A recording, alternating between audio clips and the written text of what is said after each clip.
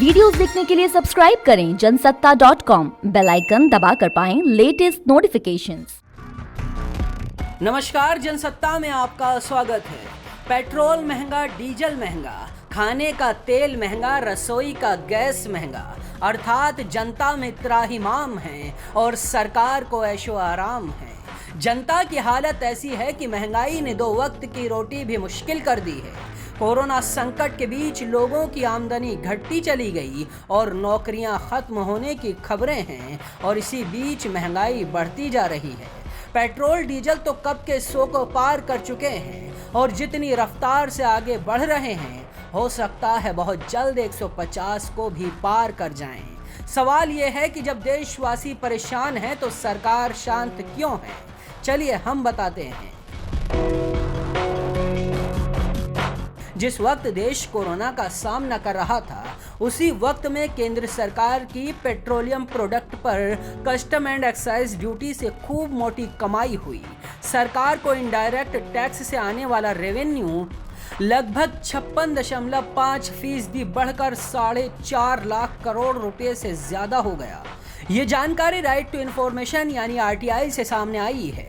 Report के मुताबिक financial year 2020-21 में पेट्रोलियम प्रोडक्ट के इंपोर्ट पर 37,806 करोड़ रुपए से ज्यादा कस्टम ड्यूटी वसूली गई।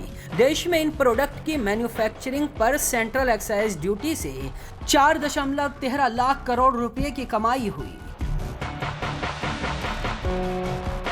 सरकार का कहना है कि दाम तो अंतर्राष्ट्रीय कीमतों की वजह से बढ़ रहे हैं, लेकिन असल में 1 लीटर पेट्रोल पर केंद्र और राज्य सरकारें आपकी जेब से टैक्स के रूप में मोटा पैसा वसूल रही हैं।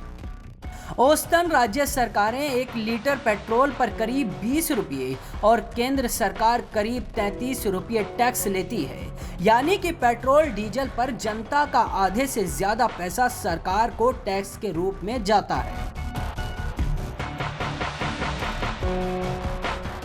कंगाली में आटा गीला, महंगाई के बीच आम लोगों की यही हालत हो गई है।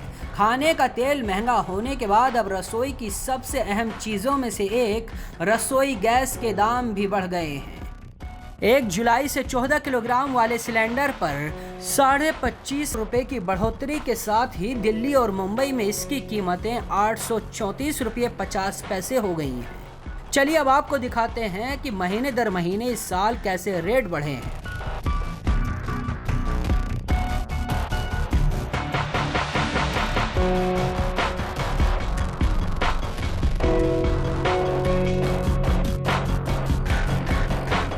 पिछले 7 सालों में घरेलू गैस सिलेंडर की कीमत दोगुनी हो गई है। 1 मार्च 2014 को 14 किलो 200 ग्राम वाले घरेलू गैस सिलेंडर की कीमत 410 रुपये 50 पैसे थी, जो अब 834 रुपये 50 पैसे पहुंच गई है। GST द्वारा गैस की कीमतों पर 5% का कर वसूला जाता है, जिसे राज्य और केंद्र को बराबर हिस्सा दिया जाता है।